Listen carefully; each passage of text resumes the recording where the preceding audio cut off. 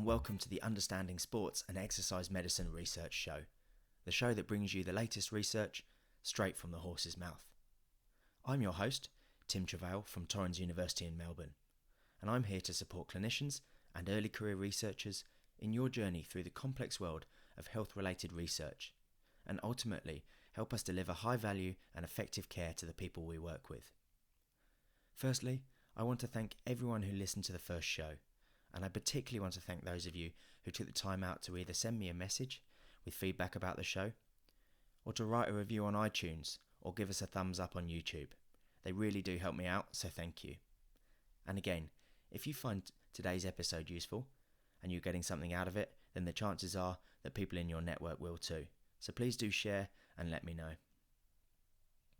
If you've got any suggestions for researchers that you'd like to hear from, or a specific paper that you'd love to understand a little better, then I'd love to hear from you. Just send me a message or a tweet, or leave me a message on social media, or an email, or even a carrier pigeon if that works for you, and I can take it from there. Okay, on to today's episode. We're somewhat continuing the theme from last time in relation to the Achilles, with a little bit of a different flavour. Last time we looked at education and exercise, and specifically pain-guided hopping with Igor Sancho. If you haven't managed to have a listen yet, then I'd highly recommend it. Today's paper has an interesting methodology that includes randomised exploratory crossover methods to understand the conditioned pain modulation effects of shockwave therapy on the Achilles tendons. So without further ado, let's get into it. Hello everyone, and welcome to episode 2 of the Understanding Sports and Exercise Medicine Research Show. Today, I'm pleased to be joined by Patrick Vallance from right here in Melbourne, Australia. Pat is a physiotherapist with a special interest in Achilles tendon pain. He's currently working in private practice out of Peninsula Sports Medicine Group, and he's completing his PhD at Monash University, where he's investigating the source of pain and acute changes in pain with exercise interventions in Achilles tendinopathy. I was fortunate to meet Pat late last year when I joined the Monash Musculoskeletal Research Unit, which Pat chairs as part of his role at Monash University. From there, I saw some of his very interesting research he's produced, and I'm looking forward to speaking to him about that today. So Pat, welcome to the show and thanks for coming on.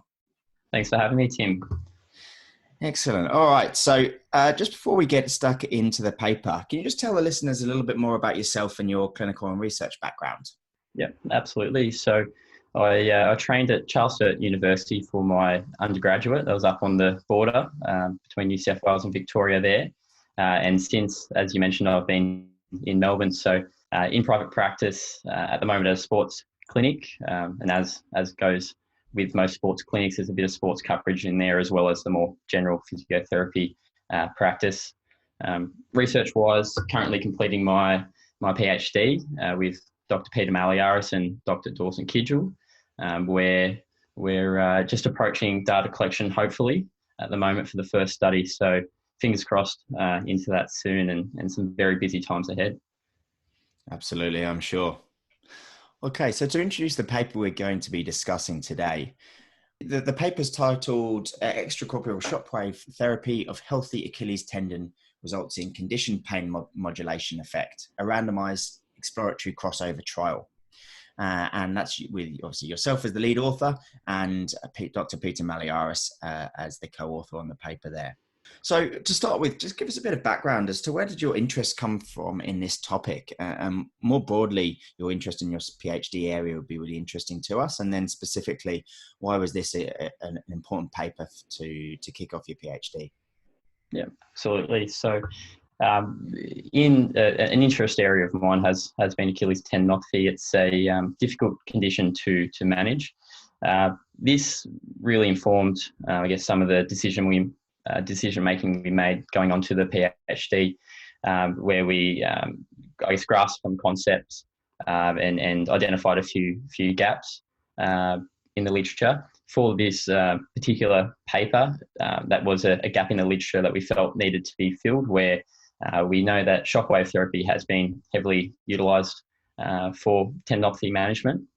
We know in the longer term, say at 4 months, for example, there is some evidence to support its use when combined with exercise therapy or even compared to exercise therapy. There are similar results there at 4 months. And mechanism at this time period, over this time period, has been, explored somewhat, but in the short term, less so. So we know that in the clinic, people come in, they get shockwave therapy, and often they'll experience an immediate pain reduction. There wasn't too much in the way of explaining why this might be the case. And myself and Pete, we identified that potentially there was some overlap between this model of persons coming in, they get a painful therapy. Shockwave typically is painful on application, and what we'd call a conditioned pain modulation protocol. So that pain inhibits pain model, where someone might receive painful stimuli, which then activates his spinobulbar spinal loop. And the result of that is a global or widespread pain reduction effect. So we thought, let's investigate shockwave therapy for that immediate response to see if there is change that is, in line or representative of a CPM response. Mm. And was shockwave something you were using much in clinic before starting this trial? Yes. So it was something that I think it is case dependent. It might be particularly appropriate for persons that, say, are struggling to engage in exercise therapy, exercise rehabilitation, due to being potentially too painful to start with. And as I mentioned, there is some evidence to support its use at around that 4 months or medium term alongside exercise therapy. So potentially you could make argument for its benefit there. But I think it's very much a case-by-case decision that you need to make there. Okay, that's excellent to hear that bit of background and understanding as to why you've taken on this study. So a randomized exploratory crossover trial. That's a nice sort of word salad of a combination of things there. Talk us through why was this the best methodology to try and answer this research question for you? Yeah, so in terms of method, the method or the design we relied on was very much informed by our aims, and aims being to determine whether shockwave therapy results in a conditioned pain modulation type pain reduction. And we also want to compare dose. So we want to compare that 3,000 dose, so 3,000 shocks of shockwave therapy, you'd call it, I suppose, compared to 6,000 shocks. And in that, we want to compare the doses. We thought that a crossover design would be ideal, in that we could, within person, compare the two dose. So absolutely the crossover design there, ideal, and randomization just being, I guess, good research policy. Yeah, great. And just for the listeners who perhaps haven't or might have seen a crossover study design but not quite understanding what we mean by it, can you just tell the listeners what do we mean by a crossover design? Yep, absolutely. So a crossover design meaning simply that you would have a participant, undertake multiple arms of a study. So in this, for example, our study here, we had the two dose. So each participant would have participated in both the 3,000 and the 6,000 shock dose. Mm-hmm. In this study, a week apart, and that was a randomised order as well. Did you? Was there any other sort of parts of the research of the methodology that you think is worth highlighting there? So, covered the crossover design. You had a range of participants, and they were all healthy participants. Is there a reason why did we go for healthy participants as opposed to people with Achilles tendinopathy? Was there too many confounders in that situation, or what was the reason there? Yeah, we thought best just in that this effect hadn't been at the point of design, hadn't been investigated before. We know healthy populations for this conditioned pain modulation effect seem to have are most consistent in response, whereas in certain consistent pain states, CPM response can be varied and altered. So we thought best to use a healthy population first, where we would, if this response was present, we would be able to determine that, and then from those findings, ideally extend to a Achilles tendinopathy population. And was there any particular, when you were actually carrying out the study, was there any components that sort of surprised you or a little bit more difficult in terms of the actual implementing the study design that you had planned, or was it fairly straightforward? It wasn't too complex. It was a fairly simple design. Recruitment was probably a barrier, or a more difficult aspect that I didn't quite anticipate. Mm-hmm. So we were quite fortunate in that Pete, Dr. Peter Malliaras, his network is quite broad, so we were able to recruit through this, and in that it was healthy persons. We were able to rely on colleagues, and a fair few of the individuals are actually from a local sporting team as well. So fairly healthy people. We did have 3 participants that we did exclude. Mm-hmm. One of these, I think, was due to varied activity across the 2 weeks. So he played a game of Aussie rules football before one of the weeks and not before the other. And actually, I was quite surprised that this wasn't more common, in that our recruiting pool was, sports teams. So we thought it would have been a bit more varied, but fairly consistently, the participants would engage in activity at the same time points and to a similar intensity through the weeks prior. Okay, and I can see down in the protocol that you've talked about efforts made to really reduce the noise in the actual data that you're collecting and improve the reliability. So talk us a bit more. So did you have some challenges in terms of making sure that their testing was done at the same times of the day, and you've talked about the same lighting in the rooms and all those types of things? Did you find that a bit of a challenge? Yes, I would say so. I would say particularly being consistent with the time of day. You would note that in the protocol there we have the testing occasions were 5 to 9 days apart. Mm-hmm. Ideally, that would have been 7, but you can see we had to accommodate for availability of persons. So that's where we had to blow that out on either side by a couple of days. We had a discussion and determined this was still appropriate. But yeah, very much just another barrier where, with that crossover design, in that you need these persons to come on 2 occasions, it's very hard to lock them down to two times identical a week apart. So we had to be flexible there. Yeah. Outside of that, we were quite fortunate in that the testing was at either my practice at the time, my private practice at the time there I was working, or at Pete's clinic. So we're able to lock in a space that was fairly consistent and ensure that the noise was to a minimum and the lighting was consistent. So we're quite fortunate in that sense. Excellent. Okay. And just at the top of page 3 of the study here, we've just got an overview of the reliability that you were working on, or evaluating the reliability of the pain pressure threshold and the CPM effects. So just want to talk us through briefly what you're showing in this diagram here. Yep. So this is, I guess you could call it a flow of the trials, how we conducted it, as well as I guess we're demonstrating there how we went about determining our reliability. So you can see we took our pressure pain threshold, which I'll expand on in a moment. But we took so that's our primary outcome, the baseline measurement. So before we had applied any intervention, so shockwave of either dose, and that was with myself collecting the primary outcome, and we compared it on the 2 days to I guess determine how consistent I was in collecting that. So we found, I guess reliability is important in that, particularly for this pressure pain threshold, the PPT we have there.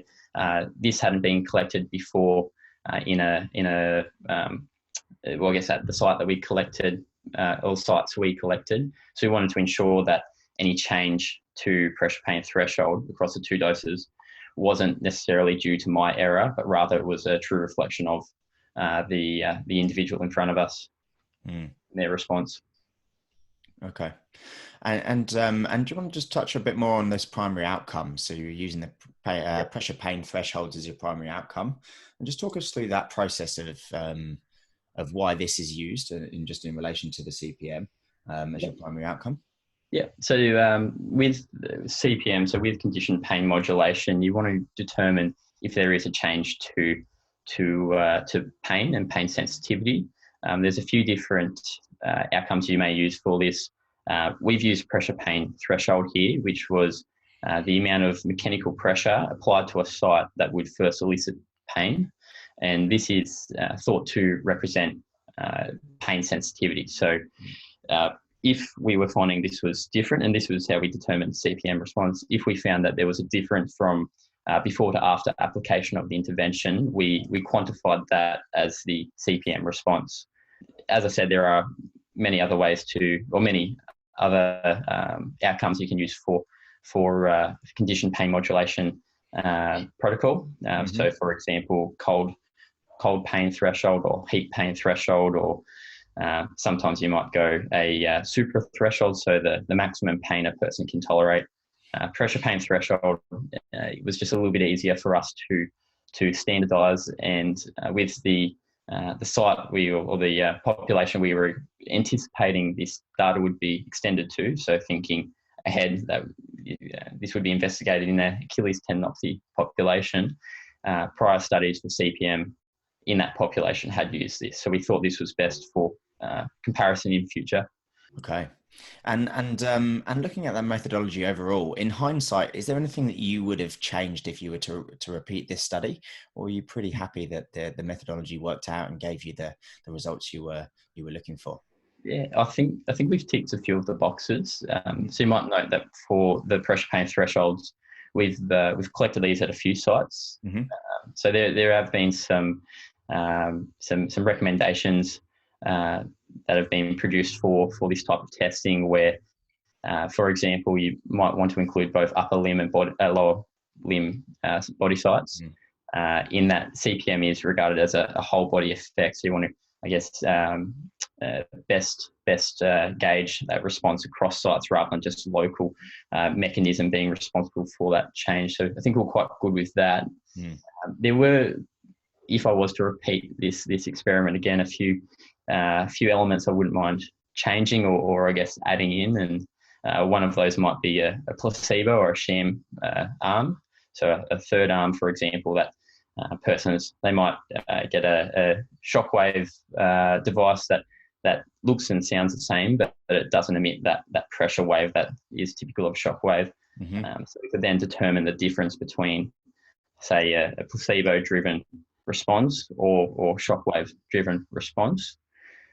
Another interesting addition that I've thought would be nice to have in there as well would be a more traditional CPM protocol. So potentially that painful cold water, which most persons might have come across at some point, which is probably the most popular, where in place of that Shockwave therapy, instead the person would place their hand in painful cold water, and that would be regarded as best representation of that top-down pain modulation effect that we're trying to investigate here. So that being the case, we would have been able to compare our response to or our response with Shockwave therapy to that which would be best representation of CPM, to see if it is a similar magnitude of change or if it's different. Yeah, I think that would be a really interesting addition or a future study. And I wonder if one of Pete's other students is going to pick up on that, or whether he's looking at something different. I know that they've got some placebo Shockwave machines. I think, believe in anything now. I think Pete's working on one, so there could be some interesting research coming out with that. Yeah, I don't want to give it all away, but I have my understanding is that Pete may have lined up a student that's looking along those lines. And I think that'd be quite interesting, and potentially in a population with the condition, with Achilles tendinopathy. Yeah. Okay. Right. And in terms of the intervention, I think you've explained it pretty well already. Was there anything else you wanted to touch on in here, just in terms of that actual intervention? Otherwise, we can probably go on to the other outcome measures. Yeah, I think one interesting element, and it's quite novel, I'd suggest, is that with the Shockwave intervention, this has been pain guided. So traditional Shockwave application might be set for the intensity of stimuli provided. Here, however, we've based on pain, and this is us trying to, I guess, adopt some of that conditioned pain modulation protocol, where you can see we've maintained 4 out of 10 for pain on a numerical pain rating scale, where 0 is no pain and 10 is the worst pain imaginable. And this was a bit more challenging to maintain than we initially thought when prior to piloting. And what we did to maintain this was that we had a region of interest in that mid portion of the tendon. And and this was very typical, when persons would experience a reduction to pain based on that initial intensity of application. So just for reference, we would call it bars of pressure. This Shockwave device we used, it had 4 bars of pressure, would start on 2 bars of pressure. So it's a lighter intensity. Mm-hmm. So people would experience a reduction to pain. It might start at, say, 6, for example, and a drop to that 4 out of 10 or 3 out of 10. So we'd move within the region of interest with the probe. And that would help us maintain a 4 out of 10 with each move. And then eventually we'd exhaust that region. And what we'd do there is we'd increase the intensity. We might go up to 3, or even up to 4 if we've exhausted the 3. So this was novel in a sense of we've maintained our 4 or 5 out of 10 there. A bit different to the standard protocol potentially for shockwave therapy. Yeah, no, that's interesting to see, and that seems like it makes sense. We're not going to be able to be testing theories of pain inhibiting pain unless we're actually going to be producing some pain in that. So correct. Absolutely. Yeah, that was our thinking there. Okay, and you did more than just the pain pressure thresholds as your outcomes. Was that right? So we've got here we collected. This was more so to make sure that we were capturing the population as best we could. So we had the Visa A there, which is regarded as the gold standard pain and function outcome for Achilles tendinopathy. It's got 3 constructs related to pain, function, activity, and really we collected that just to ensure that our populations didn't have symptoms that were Achilles tendinopathy or related on those lines of Achilles tendinopathy. We also wanted to capture our activity and basic demographics there. Just we wanted to give a good snapshot of the population, which I think is quite important, particularly when we're talking about conditioned pain modulation, in that there is some evidence to suggest that certain populations might be best positioned to have optimal response. So if you're younger, you're active, generally you're going to have a better response than someone that's elderly and not overly healthy. So we just want to be nice and I guess transparent with the population we were testing. Yeah, I think that's important. So really the inclusion of the Visa A would just be to make sure that they actually were asymptomatic and just gives you that extra bit of validity to the population group that you're doing, rather than just a yes or no type of question there. Yeah. Correct. And I guess having that vision to the front, where we're thinking absolutely extending design to Achilles tendinopathy population may have been on the cards. So if we could capture that, then it just allow for best comparison. Yeah. So capturing anything that may confound further that comparison that might influence that result outside of the presence of tendinopathy. Yeah. Okay. And in terms of then the actual main outcomes of your findings, do you want to talk us through those? Yep. So we did find what we would deem a conditioned pain modulation response at all sites for the 3,000 shock dose. So we did collect pressure pain threshold at each side Achilles tendon. We only applied the shockwave to one side, the dominant side, but we collected pressure pain threshold at bilateral Achilles tendon, bilateral tibialis anterior, and bilateral lateral elbow, and we found at each site at 3,000 shock dose there was an increase. It was for Achilles tendon bilaterally and tibialis anterior bilaterally around a 16% increase in PPT. At the lateral elbow, I believe it was around 14% for this dose.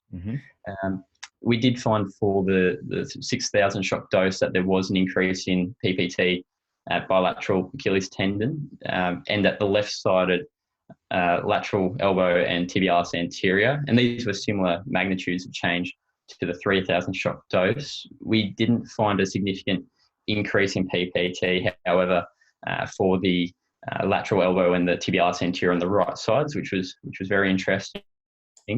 So we thought we'd best compare the 3,000 to 6,000 shock dose to see if there was a difference in that response. We only found that there was a difference at the right tibialis anterior So we couldn't necessarily say that 3,000 shock dose was superior to the 6,000 shock dose for CPM response, but we could definitely say that it was more consistent in that whole body widespread response that is best representative of a CPM effect. Mm. And in terms of the Achilles that had the treatment on compared to the other Achilles, did it surprise you at all the differences in the statistics that you got there? Were you expecting more of a local change given the actual, I suppose, the local, with the potential for local change with the intervention? I think we had anticipated that we would get a CPM response across the board. We were surprised more so that the 6,000 shock dose wasn't as consistent. That wasn't present at the right tibialis anterior and lateral elbow. Just in that the population we tested and being healthy as well, they were the prime suspects for getting that response, I suppose. So our hypothesis was that we should have got that CPM effect, and our thinking being there that it is a painful stimuli. It's there's elements that very much overlap with our more traditional CPM testing, say with our painful cold water. So we were I guess on the money there.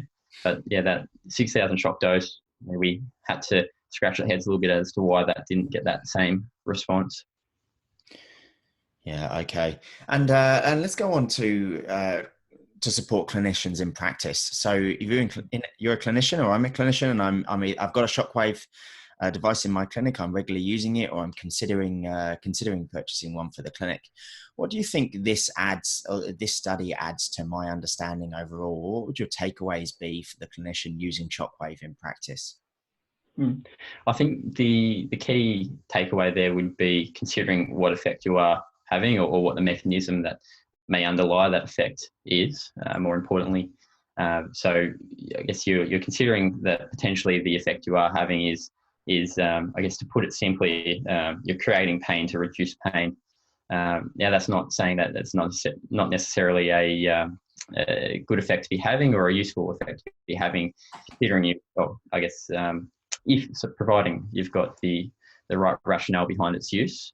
The most important thing from here would be extending our design onto a tendopathic population, though I think that's where best direction from here would be, in that we want to, I guess, see if that response is consistent in that affected population as well.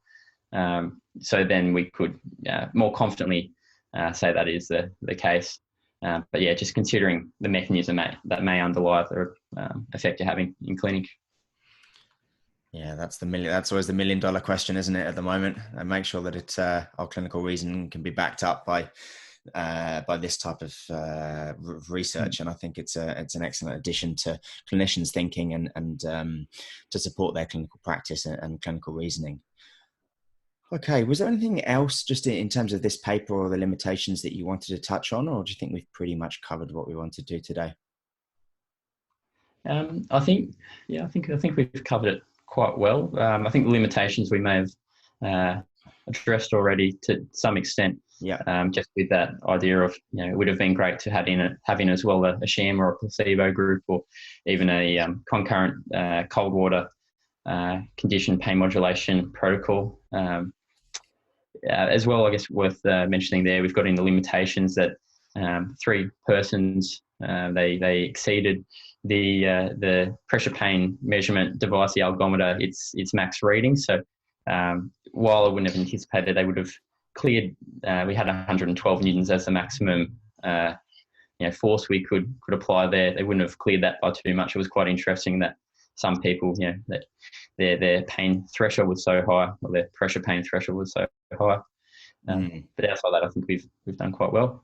And just out of interest, where was that actually on the Achilles, or where were they going over that? Which body site? Yeah, I believe all 3 was the Achilles, and just in that site specific for PPT responsive. I think you're pressing on slightly different structures with different compliance, and the Achilles tendon took a bit more pressure to get that first response fairly consistently compared to the other 2 sites. All right. So I think that's pretty much covered, and thank you very much. We've covered that in good detail, and I think that's really helpful for for clinicians who are using Shockwave in practice, and also helps for us to understand the methodologies of why you've designed and how you've designed this protocol for other people thinking about similar type of designs. So thank you very much again for covering all of that with us today, Pat. We really appreciate it. And for clinicians that want to follow more of your research, where can we find you online? As is the case with most persons involved in research, Twitter is a good place. Yep. My handle is Pat_Vallance. As well, we mentioned that Monash Musculoskeletal Research Unit. So the group as well, or the unit as well, has a Twitter. So Monash MRU. We just a group of like-minded researchers who are trying to get our outputs out there and disseminate and engage. So worth checking out MMRU as well. Or you can email me directly at patrick.vallance@monash.edu. That'd be the other place. And I will share both of those handles when we get this out to the public fairly soon. And I can see your emails on there. Excellent. Let's close it off there. And thank you very much, Pat. Well, thank you very much for having me, Tim. Really appreciate the opportunity.